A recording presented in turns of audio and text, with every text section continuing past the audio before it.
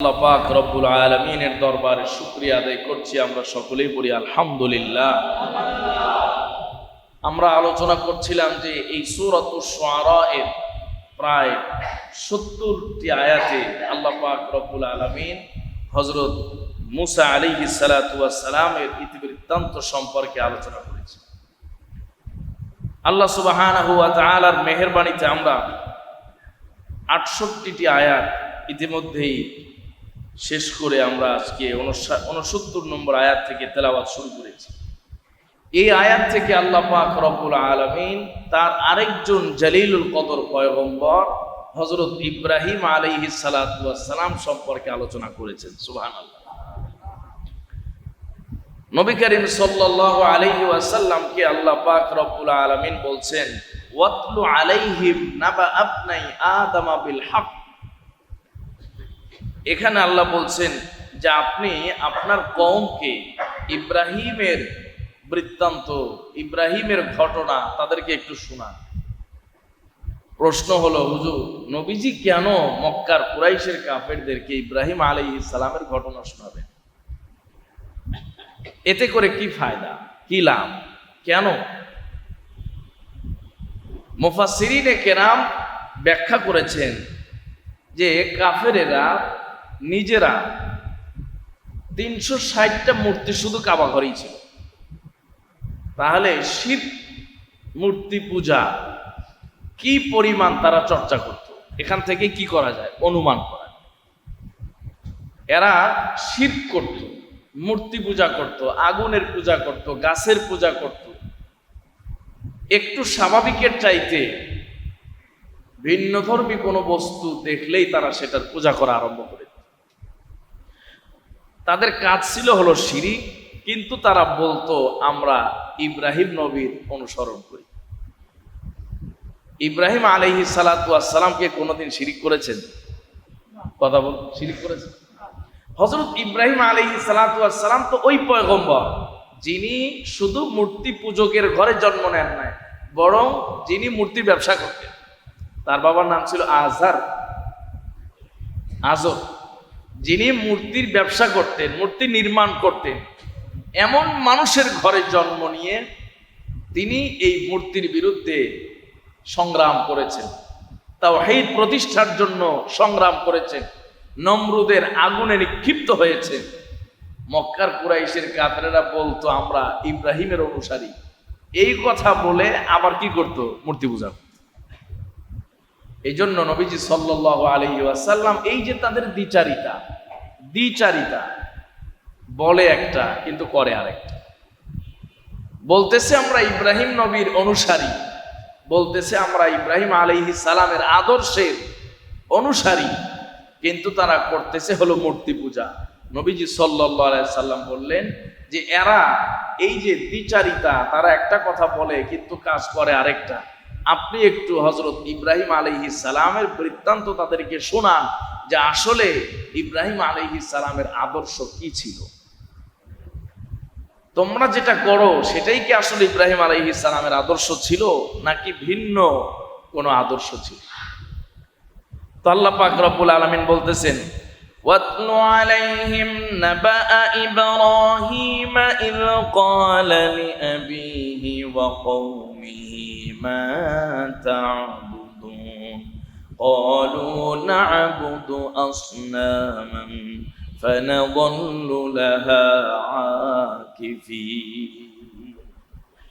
আল্লাহ পাক বললেন আপনি আপনার এই কুরাইশের সব মানুষের কাছে হযরত ইব্রাহিম আলাইহিস সালাতু ওয়াস সালামের ইতিবৃত্তান্ত সম্পর্কে আলোচনা করেন।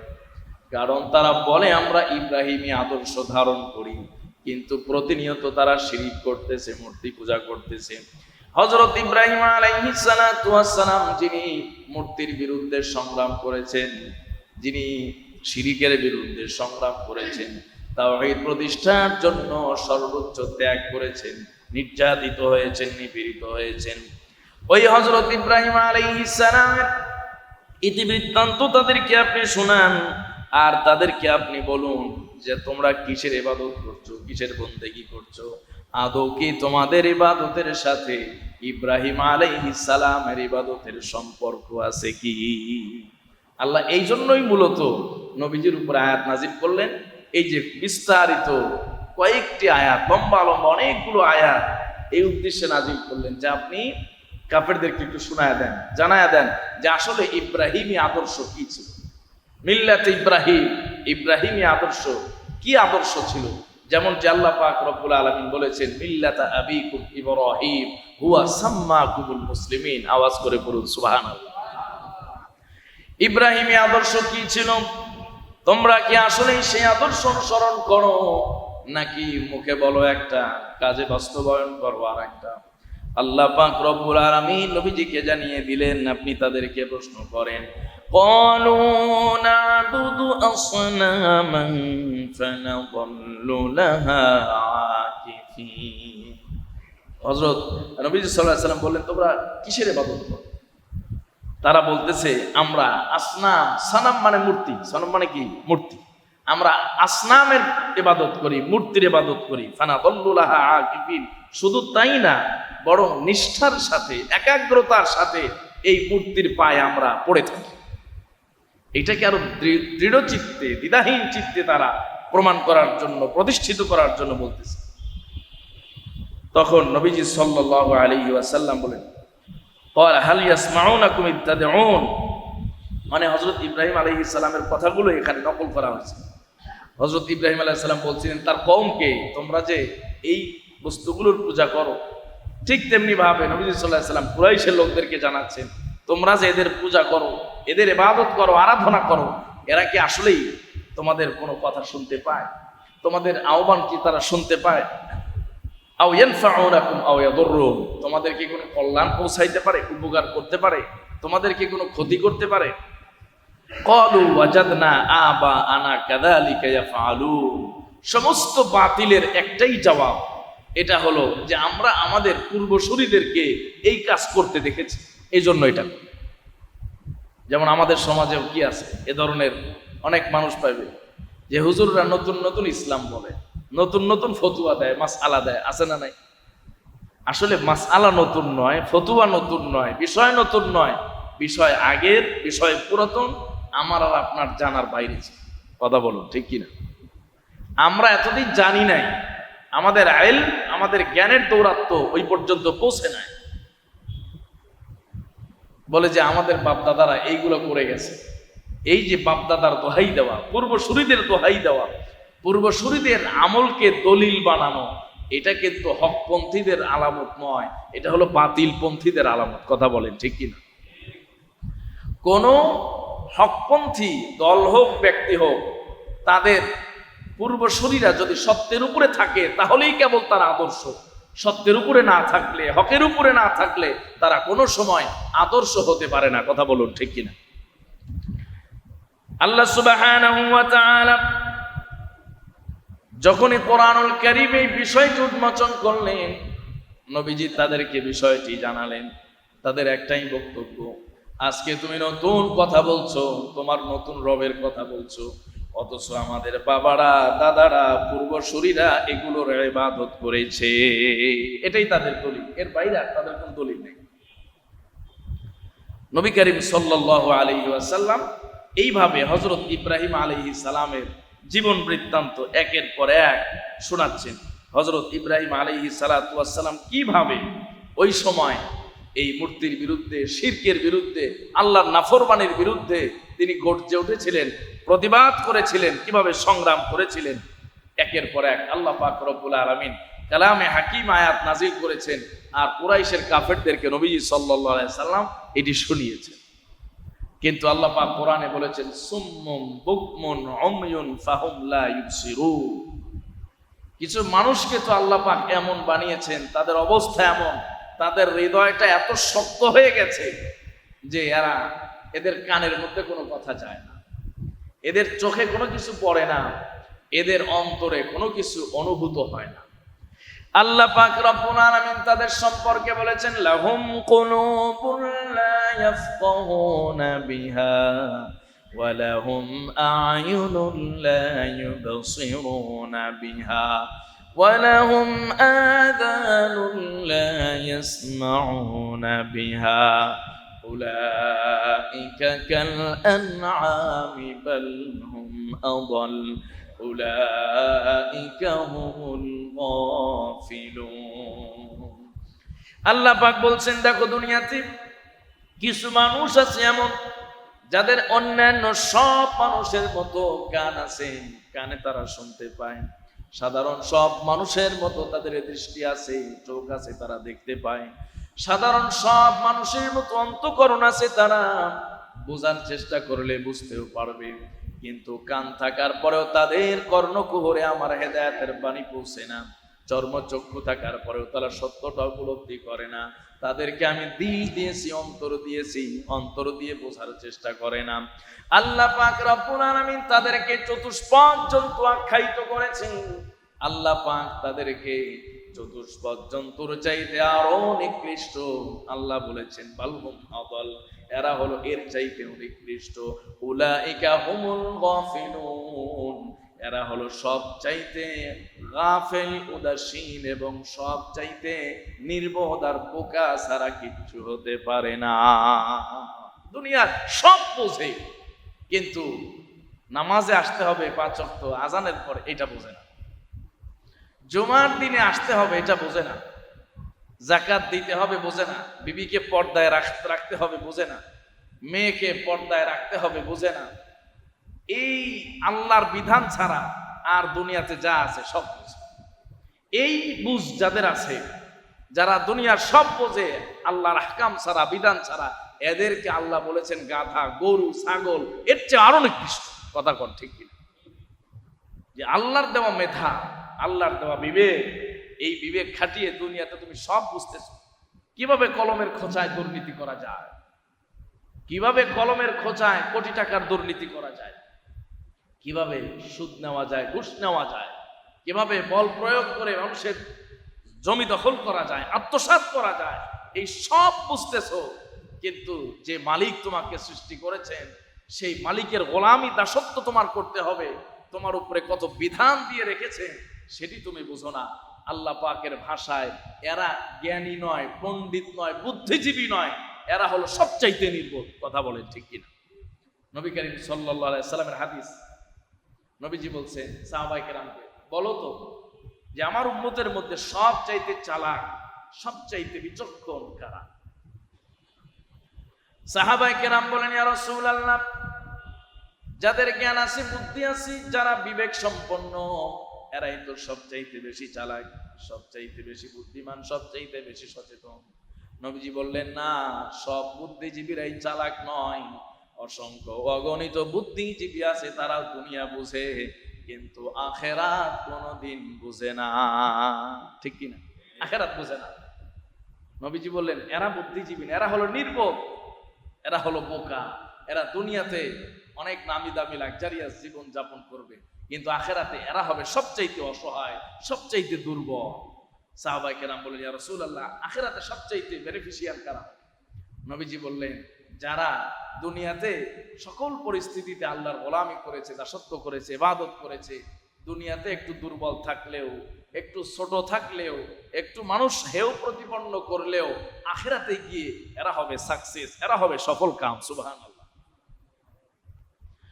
প্রিয় মুসলমান ভাইয়েরা আমার, আল্লাহ পাক রব্বুল আলামিন হযরত ইব্রাহিম আলাইহিস সালাতু ওয়াস সালামের ভাষায় হযরত ইব্রাহিম আলাইহিস সালাতু ওয়াস সালামের সেই ঘটনাগুলোকে কোরআনুল কারীমে কিয়ামত পর্যন্ত সব মানুষের জন্য, উম্মতের জন্য শিক্ষা হিসাবে, নসিহত হিসাবে পেশ করলেন।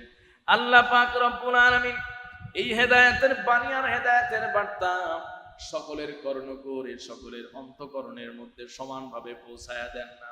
হযরত ইব্রাহিম আলাইহিস সালাতু ওয়াস সালামের জীবন থেকে বড় একটা শিক্ষা হলো যে নামাজীর ঘরে জন্ম নিলেই নামাজি হওয়া যায় না, আলেমের ঘরে জন্ম নিলেই কিন্তু আলেম হওয়া যায় না, নবীর ঘরে জন্ম নিলেই নবী হওয়া যায় না, হেদায়েত পাওয়া যায় না। অনেক সময় আল্লাহ পাক রব্বুল আলামিন অনেক কাট্টা কাফেরের ঘর থেকেও বড় বড় ইমানদার এবং দ্বীনের বড় খাদেম তৈরি করে দেন। ঠিক কিনা? এটা হযরত ইব্রাহিম আলাইহিস সালামের জীবনের একটা বড় শিক্ষা। যে আমার ক্রেডিট, আমার বংশের ক্রেডিট, আমার বাবার ক্রেডিটে আমি হেদায়াত পেতে পারি না। হেদায়াত একমাত্র আল্লাহর ক্রেডিট। আল্লাহ যদি আমাকে হেদায়াত দেন তাহলেই কেবল আমি হেদায়াত পাবো। কথা বলেন ঠিক কিনা? আমার আমলে আমি নাজাত পেতে পারি না, আমার বন্দেগীতে আমি নাজাত পেতে পারি না যদি আমার মালিক আমাকে তার রহমত দ্বারা মুক্তি না দেন। কথা বলুন ঠিক। দেখুন আল্লাহর কি নিজাম। হযরত ইব্রাহিম আলাইহিস সালাম জন্ম নিলেন মূর্তি পূজকের ঘরে, সেখান থেকে শুধু ইমানদার নয়, হেদায়াত নয়, নবী হয়ে গেল। আর হযরত নূহ আলাইহিস সালামের ঘরে কেনান জন্ম নিল।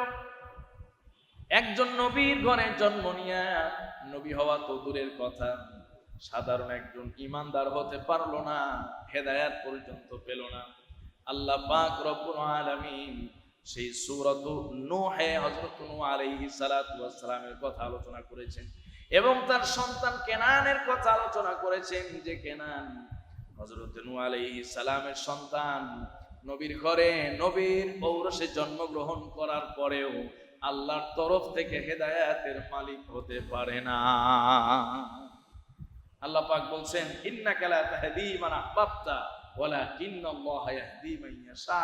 গোলাম রাসূল, আপনি যাকে চাবেন তাকে হেদায়েত দিতে পারবেন না, বরং আমি যাকে চাবো তাকেই আল্লাহ হেদায়েত দিয়ে দিব। সুবহানাল্লাহ। সম্মানিত ভাইয়েরা, এই জন্য দু চার ওয়াক্ত নামাজ পড়ে যেন আমরা গাফেল না হয়ে যাই, যে না জানি হেদায়েতের উপরে চলে এসেছি। দুই একবার হজ উমরা করেই যেন আমরা আত্মতুষ্টিতে না ভুগি, যে না মনে হয় আমরা হেদায়েত পেয়ে গেলাম। যতক্ষণ পর্যন্ত ঈমান নিয়ে কবরে না যেতে পারবো, ততক্ষণ যে আমরা হেদায়েতের উপরে আসি বা হেদায়েত প্রাপ্ত হয়েছি এটা বলা যায় না। কথা বলে ঠিক কিনা? বলা যায় না। হযরত নূহ আলাইহিস সালামের সন্তান হেদায়েত পেলেন না।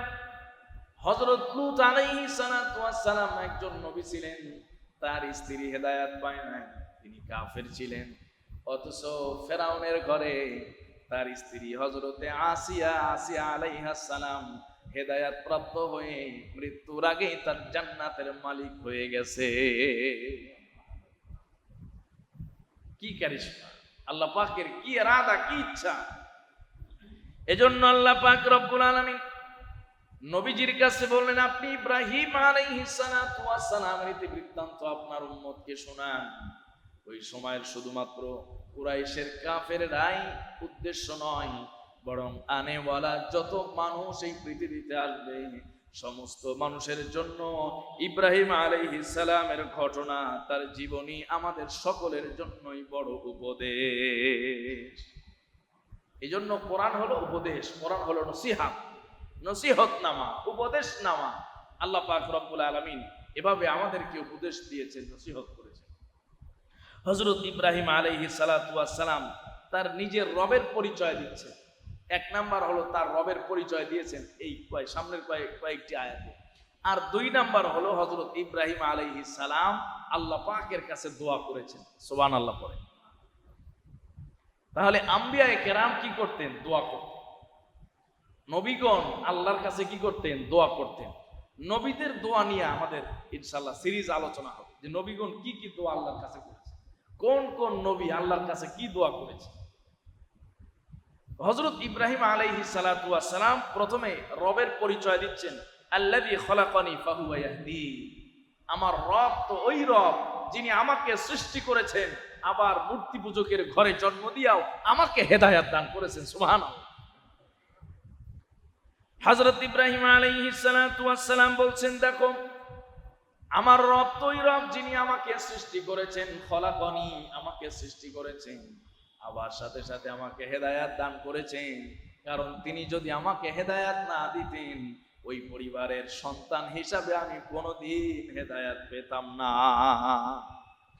আল্লাযী খলাকানি ফাহুয়া ইয়াহদিন ওয়াল্লাযী হুয়া ইউত'ইমুনি ওয়া ইয়াসকিন ওয়া ইযা মারিদতু ফাহুয়া ইয়াশফিন والذي يميتني ثم يحيين والذي أطمع أن يغفر لي خطيئتي يوم الدين হযরত ইব্রাহিম আলাইহিস সালাতু ওয়াস সালাম রবের পরিচয় তুলে ধরলেন।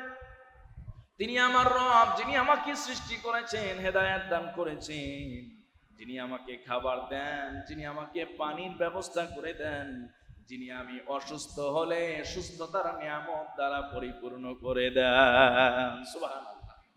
অসুস্থ হলে বোঝা যায় যে আসলে সুস্থতা কত বড় নিয়ামত। হাসপাতালে গেলে বোঝা যায়, এত ভিড় হাসপাতালে, এত ভিড়, 2 ঘন্টা 3 ঘন্টা 5 ঘন্টা সিরিয়ালে থেকে এরপরে প্রেসক্রিপশন করাইতে হয়, ডাক্তার দেখাইতে হয়। কথা বলেন ঠিক কিনা? সেই জায়গায় গেলে মনে হয় যে না, আসলে আল্লাহ পাক আমাকে কত ভালো রেখেছেন। সুবহানাল্লাহ। তাহলে তিনি তো আমাদের ওই রব, যিনি আমাদেরকে অসুস্থ হলে সুস্থতা দান করে দেন। ওয়াল্লাযী ইউমীতুনি সুম্মা ইউহয়ীন, তিনি তো আমাদের ওই রব, যিনি আমাদেরকে জীবন দিয়েছেন, আবার তিনি আমাদেরকে মৃত্যু দান করবেন। সুবহানাল্লাহ। এবং হযরত ইব্রাহিম আলাইহিস সালামের ভাষায় আল্লাহ পাক বলেন যে আশা রাখি কিয়ামতের ময়দানেও আমার গুনাহগুলোকে আমার ওই রব ক্ষমা করে দিবেন। আওয়াজ করে বলুন সুবহানাল্লাহ। রবের পরিচয় দেওয়ার পরে তিনি এখন দোয়া করতেছেন। হযরত ইব্রাহিম আলাইহিস সালাতু ওয়াস সালাম কয়েকটি দোয়া এখানে করেছেন। আল্লাহ পাক রব্বুল আলামিন অনেক নবী রাসূলদের দোয়ার কথা পবিত্র কোরআনুল কারীমে উল্লেখ করেছেন। অনেক দোয়ার কথা পবিত্র কোরআনুল কারীমে এসেছে। হযরত ইব্রাহিম আলাইহিস সালাতু ওয়াস সালামের বিশেষ কয়েকটি দোয়ার কথা এই কয়েকটি আয়াতের মধ্যে এসেছে। যেমনটি হযরত ইব্রাহিম আলাইহিস সালাতু ওয়াস সালাম দোয়া করলেন, রব্বি হাবলি হুকমান ওয়া আলহিকনি বিস সালিহিন। আল্লাহু আকবার। হযরত ইব্রাহিম আলাইহিস সালাম বলেন, রব্বি হাবলি হুকমা ওয়া আলহিকনি বিস সালিহিন। আল্লাহ, আপনি আমাকে ইলম দেন, জ্ঞান দেন এবং সৎ ব্যক্তি, নিষ্ঠাবান, নেককার, ভালো মানুষের সাথে থাকার তৌফিক দেন। সুবহানাল্লাহ। আমরা জ্ঞান, ইলম চাই না আল্লাহর কাছে। ইলম সবচেয়ে শ্রেষ্ঠ আর দামি জিনিস হলো ইলম। ইলমের উপরে শ্রেষ্ঠ আর দামি কোনো জিনিস আসমানের নিচে আর জমিনের উপরে হতে পারে। কারণ ইলম হলো আল্লাহর সিফাত। ইলম হলো কি? আল্লাহর সিফাত। এজন্য আমরা আল্লাহর কাছে দোয়া করলে কিসের দোয়া করব? ইলমের দোয়া। যে আল্লাহ, আপনি আমাকে ইলম দেন। আল্লাহ যদি আপনাকে ইলম দেন, 70 বছর বয়সেও আপনি যুগশ্রেষ্ঠ আলেম হতে পারেন, আল্লাহ যদি দিয়ে দেন। ইলম দুই ভাবে মানুষের কাছে আসে। একটা হলো কাসাব, অর্জন করা, আরেকটা হলো ওয়াহাব, আল্লাহর পক্ষ থেকে দেওয়া। মানুষ শিখে, বই দেখে, কিতাব পড়ে ইলম অর্জন করে, এটা এক প্রকারের ইলম, একভাবে মানুষের হাসিল হয়, অর্জিত হয়। আরেক প্রকারের ইলম মানুষের হাসিল হয় আল্লাহ পাক রব্বুল আলামিন কোনো বই পড়া লাগে, কিতাব পড়া লাগে না, ওস্তাদের কাছে যাওয়া লাগে না, টিচারের কাছে যাওয়া লাগে না, অটোমেটিক আল্লাহ পাক কুদরতি ভাবে ওই গোলামের অন্তরের মধ্যে দিয়ে দেন। সুবহানাল্লাহ। আল্লাহ যদি আপনাকে ইলম দিতে চান, তিনি কোনো বইয়ের কিতাবের মুখাপেক্ষী না। তিনি আপনাকে চাইলে আপনার অন্তরের মধ্যে ইলম দান করে দিতে পারেন। কথা বলেন ঠিক কিনা? এই যে আম্বিয়ায়ে কেরাম পৃথিবীতে সবচেয়ে বড় বড় আলেম ছিলেন, সবচেয়ে বড় বড় জ্ঞানী ছিলেন, তারা কি কোনো ওস্তাদের কাছে পড়াশোনা করেছেন? করেন। সমস্ত জ্ঞান আল্লাহ পাক নিজে কুদরতে তাদের অন্তরে দান করে দিয়েছেন। সুবহানাল্লাহ। অনেক সময় দেখবেন অনেক ছোট ছোট বাচ্চা দেখা যায়, বয়সের তুলনায় লেখাপড়ার, একাডেমিক লেখাপড়ার তুলনায় তাদের জ্ঞানের মাত্রা, জ্ঞানের পরিধি অনেক বেশি। আমাদের অনেক মনীষী আছেন দুনিয়ার লাইনে, আখিরাতের লাইনে, ক্লাস 5 পর্যন্ত পড়ে নাই, কিন্তু যুগ যুগ যাবত তাদেরকে নিয়ে মানুষ গবেষণা করে। ঠিক কিনা? একাডেমিক লেখাপড়া মাত্র 4, 5, 6, 7 পর্যন্ত, কিন্তু তার উপরে ডক্টরেট হয়, তার জীবনের উপরে থিসিস হয়, তার কর্মের উপরে, তার লেখাপড়ার উপরে মানুষ চর্চা করে যুগ যুগ শেষ করতে পারে না। কথা বলে ঠিক কিনা? এই জ্ঞানগুলো কি? এই জ্ঞানগুলো হলো আল্লাহ প্রদত্ত ইলম, আল্লাহ প্রদত্ত জ্ঞান। এজন্য আমরা যখন দোয়া করব, হযরত ইব্রাহিম আলাইহিস সালাতু ওয়াস সালাম দোয়া করেছেন হুকমা, আল্লাহ আমাকে হিকমত দেন, জ্ঞান দেন, ইলম দেন। ওয়া আলহিকনি বিস সালিহিন, আর আপনি আমাকে নেককারদের সাথে কি করেন? থাকার তৌফিক দেন, সুযোগ করে দেন। নেককাররা কোথায় যাবে? জাহান্নামে না জান্নাতে? জান্নাত। তা আল্লাহ যদি আমাকে নেককারদের সাথী বানায় দেন তাহলে তো আমিও জান্নাতি হয়ে যাব। সুবহানাল্লাহ। এরপরে হযরত ইব্রাহিম আলাইহিস সালাম 3 নাম্বার দোয়া করলেন, ওয়াজআল লি লিসানা সিদকিন ফিল আখিরিন। মালিক, আপনার কাছে দোয়া করি আপনি দুনিয়ার জমিনে আমার যারা পরবর্তী প্রজন্ম আসবে তাদের মধ্যে আমার সুনাম সুখ্যাতি আপনি প্রতিষ্ঠিত করে দেন। সুবহানাল্লাহ। আমার পরবর্তী প্রজন্ম, আমার পরে যারা আসবে তাদের ভেতরে, এই সমাজে, এই প্রজন্মে আমার সুনাম, আমার সুখ্যাতি, আমার প্রশংসা, আমার স্তুতি আপনি প্রতিষ্ঠিত করে দেন। সুবহানাল্লাহ। আল্লাহ সুবহানাহু ওয়া তাআলা তার এই সব দোয়া কবুল করেছেন। আওয়াজ করে পড়েন সুবহানাল্লাহ। এটাও একটা দোয়া যে আল্লাহ আমাকে যেন আমার পরবর্তী জেনারেশন, পরবর্তী প্রজন্ম প্রশংসার সাথে, শ্রদ্ধার সাথে আমাকে স্মরণ করে। কথা বলেন ঠিক কিনা? তাহলে আমার চলা ফেরা, আমার ওঠা বসা কেমন হওয়া উচিত যে মানুষ মৃত্যুর পরে আমাকে শ্রদ্ধার সাথে স্মরণ করবে। কথা বলে আমাকে এমন ভাবে প্রেজেন্ট করতে হবে মানুষের সামনে, নিজেকে উপস্থাপন করতে হবে যেন মানুষ আমার মৃত্যুর পরে আমাকে নিয়ে গর্ব করে, আমার যেন সব সময় প্রশংসা করে। হযরত ইব্রাহিম আলাইহিস সালাম আল্লাহর কাছে দোয়া করেছেন। আল্লাহ পাক দোয়া কবুল করেছেন এমন ভাবে যেখানেই আমরা দরুদ পড়ি নামাজের মধ্যে, 5 ওয়াক্ত নামাজে, আল্লাহুম্মা সাল্লি আলা মুহাম্মাদিন ওয়া আলা আলি মুহাম্মাদ কামা সাল্লাইতা আলা ইব্রাহিম, আছে না নাই? সব জায়গায় হযরত ইব্রাহিম আলাইহিস সালামের প্রশংসা আল্লাহ কবুল করেছেন। এরপরে আল্লাহ পাক রব্বুল আলামিনের কাছে দোয়া করেন, আর ওয়াজআলনি মিন ওয়ারাসাতি জান্নাতিন নাঈম। আল্লাহ পাকের কাছে দোয়া করলেন, মালিক আপনি আমাকে জান্নাতুন নাঈম, জান্নাতের মালিক বানিয়ে দিন। সুবহানাল্লাহ। শুধু তাই নয়, আরো দোয়া করলেন, গফিরলি আবি ইন্নাহু কানা মিনাদ-দাল্লিন। আপনি আমার বাবাকে ক্ষমা করে দেন, কারণ তিনি তো ছিলেন একজন বিপদগামী, পথভ্রষ্ট।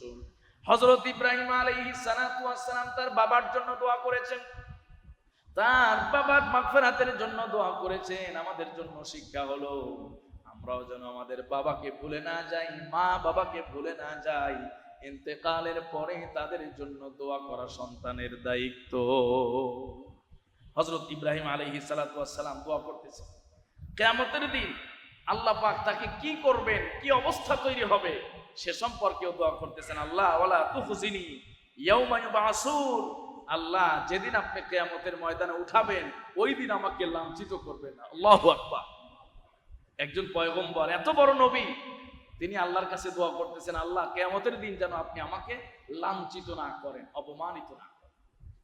আল্লাহ পাক রব্বুল আলামিন বলেন, ইয়াউমা লা ইয়ানফাউ মালুন ওয়ালা বানুন ইল্লা মান আতাল্লাহা বিকলবিন সালিম।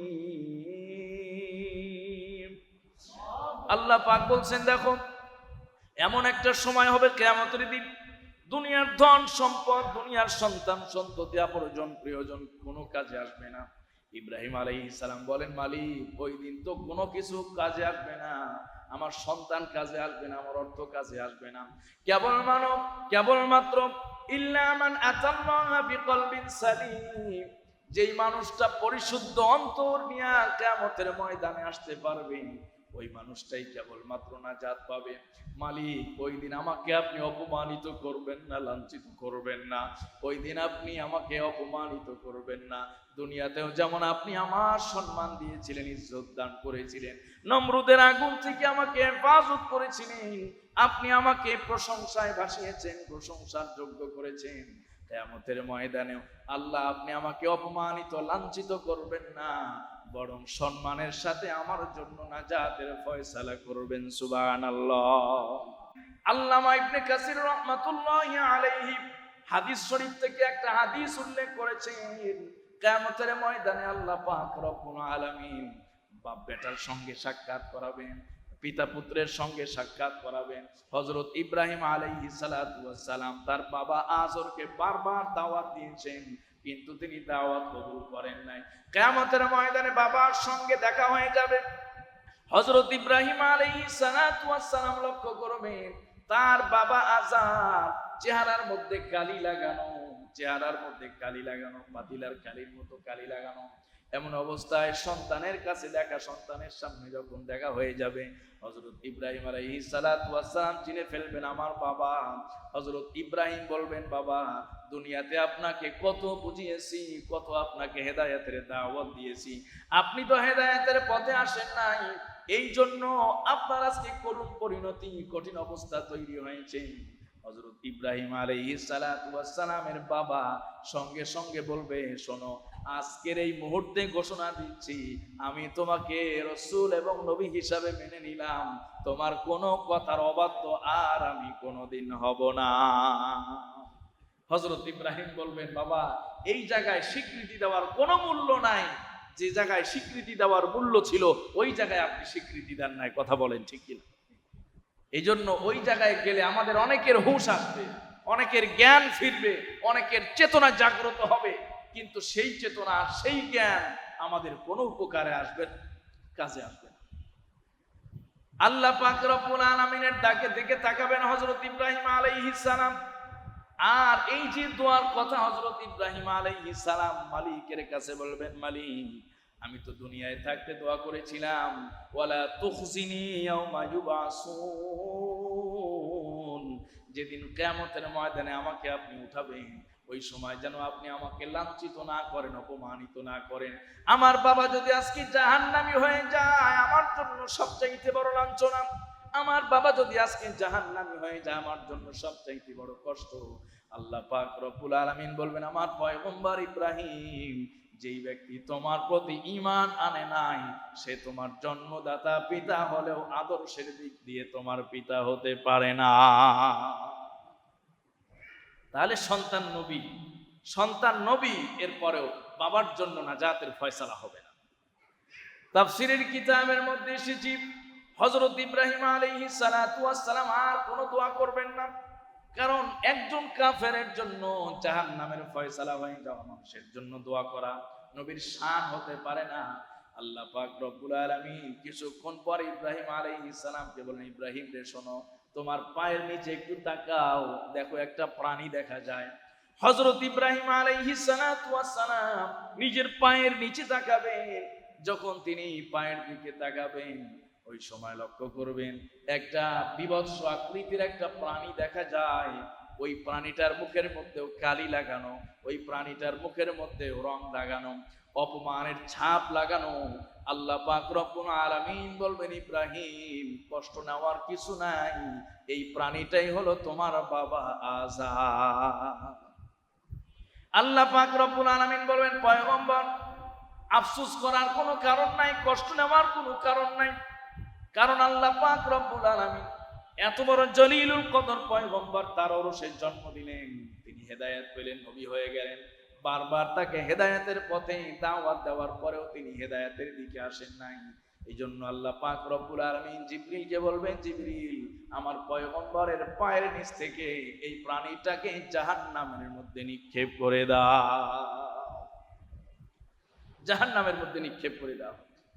হযরত ইব্রাহিম আলাইহিস সালাতু ওয়াস সালামের এইটি বৃত্তান্ত আল্লাহ পাক রব্বুল আলামিন নবীজিকে, তার উম্মতকে, তার জাতিকে শোনাতে বলেছেন। কেন?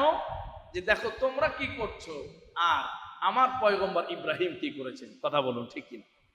আমাদের মধ্যে এই প্রবণতা, আমরা কাজে অতটা বাস্তবায়ন করি না, কিন্তু মুখে বলি মাশাআল্লাহ ঈমান ঠিক আছে। কথা বলেন ঠিক কি? নামাজের ধারে কাছেও যায় না, মসজিদের কাছে দিয়েও হাঁটে না, কিন্তু বলে হুজুর ঈমান ঠিক আছে। বাংলাদেশে বর্তমানে একটা কঠিন ফিতনা বের হয়েছে, হিজবুত তাওহীদ। নাম কি? হিজবুত তাওহীদ। নাম কত চমৎকার, হিজবুত তাওহীদ। হিজবুন মানে হলো দল, তাওহীদ মানে একত্ববাদ, একত্ববাদের দল, তাওহীদের দল।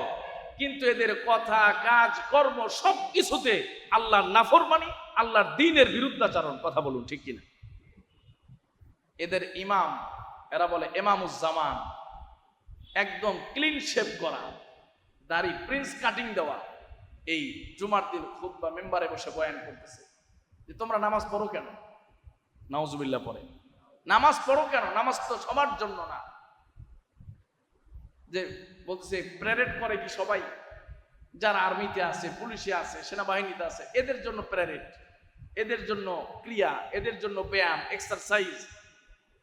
ওই রকম শরীয়তের নামাজ সবার জন্য না। সে যে কাফের, সে যে আল্লাহর দ্রোহী এবং তার ঈমান যে চলে গেছে, এবং এই কথাগুলো যারা বিশ্বাস করবে তাদের ঈমান চলে যাবে, এর জন্য কোরআন হাদিসের কোনো দলিল সাধারণ মানুষের খোঁজার প্রয়োজন নেই। কথা বলেন ঠিক কিনা? সরাসরি স্পষ্ট নামাজকে অস্বীকার করতেছে, পর্দাকে অস্বীকার করে এমন ভাবে মসজিদের এক পাটে নারীরা বেপর্দা অবস্থায়, আরেক পাটে পুরুষেরা বেপর্দা অবস্থায় সে বয়ান করতেছে। তার পাশের চেয়ারে তার স্ত্রী বেপর্দা অবস্থায় বসে আছে, বয়ান শুনতেছে। তার কথা হলো 1450 বছর যে ইসলাম এসেছে, এই ইসলাম নাকি কোনো ইসলামই না। নাউজুবিল্লাহ। বাইজিদ খান পন্নী, তার শ্বশুর ছিল গাজীপুরের এই দিকে, বাইজিদ খান পন্নী, সে নাকি আসল ইসলাম নিয়ে এসেছে। নাউজুবিল্লাহ। যে একটা টাটকা গাঁজাখোর ছিল, টাটকা গাঁজাখোর এবং বিড়িখোর আর নেশাখোর ছিল। সম্মানিত ভাইয়েরা, এই জন্য যুগে যুগে এমন ফিতনা আসবে, নাম এত চমৎকার, ওই নামের আড়ালে ভয়ঙ্কর ফিতনা থাকবে। কথা কন ঠিক কি? এই জন্য নাম দেখেই যেন আমরা অনেক সময় কিনা হয়ে যাই, ঘাবড়ে না যাই, আমরা যেন কুপঘাত না হয়ে যাই। নামের আড়ালে ফিতনা, নামের আড়ালে ঈমান বিধ্বংসী ফিতনা, আর এই সবগুলো হবে ইসলামের নাম। এই যত দেখতেছেন ইসলামের নাম, দল, অসংখ্য দল আছে ইসলামের নামে, কিন্তু ওই দলের নেতা কর্মী সমর্থনকারী কারোর ভেতরে ইসলাম নাই। কথা বলেন ঠিক কিনা? ইসলাম নাই, ইসলাম নিয়ে তাদের কোনো চিন্তা নাই, কিন্তু নাম ব্যবহার করতেছে ইসলাম। কেন? ইসলামের নাম ব্যবহার করে মানুষকে যত দ্রুত ধোঁকা দেওয়া যায়, অন্য নাম ব্যবহার করে মানুষকে এত তাড়াতাড়ি ধোঁকা দেওয়া যায় না। কারণ বাংলাদেশের মানুষ সাধারণত ইসলামের প্রতি দুর্বল, টুপির প্রতি দুর্বল, দাড়ির প্রতি দুর্বল, এই লেবাসের প্রতি দুর্বল, এই পোশাকের প্রতি দুর্বল। এই দুর্বল জায়গাকে তারা পুঁজি করে একটা শ্রেণীর মানুষ আজকে দুনিয়াতে ব্যবসা করতেছে, আজকে দুনিয়াতে ফিতনা ছড়াইতেছে, এবং মানুষের ঈমান তারা নষ্ট করে দিচ্ছে, ঈমান হরণ করার চেষ্টা করছে। সম্মানিত ভাইয়েরা, ঠিক নবীজি সাল্লাল্লাহু আলাইহি সাল্লাম এই কথাই মক্কার কুরাইশের কাফেরদেরকে বুঝিয়েছেন যে দেখো, তোমরা যে ইব্রাহিমী আদর্শের কথা বলো, আসলে হযরত ইব্রাহিমের আদর্শ কি ছিল? তোমরা যা করতেছো হযরত ইব্রাহিমের আদর্শের সাথে 100 ভাগের 1 ভাগও মিল নেই। কথা বলেন ঠিক কিনা? এটাই বোঝানোর উদ্দেশ্য যে হযরত ইব্রাহিমের আদর্শ ছিল হলো তাওহীদের আদর্শ, ইব্রাহিমের আদর্শ ছিল মূর্তির বিপক্ষের আদর্শ, আর তোমরা সেই মূর্তি পূজা, সেই শিরিক, সেই আল্লাহর নাফরমানি প্রতিনিয়ত করছো, এমনকি আল্লাহর ঘর পর্যন্ত তোমরা বিরত রাখো না। আল্লাহ সুবহানাহু ওয়া তাআলা আমাদেরকে বিষয়গুলো বোঝার, উপলব্ধি করার, আমল করার তৌফিক দান করুন। আমিন। ওয়া মা আলাইনা ইল্লাল বালাগ ওয়া আখিরু দাওয়ানা আনিল হামদুলিল্লাহি রাব্বিল আলামিন। আসসালামু আলাইকুম ওয়া রাহমাতুল্লাহ। আস্তাগফিরুল্লাহ।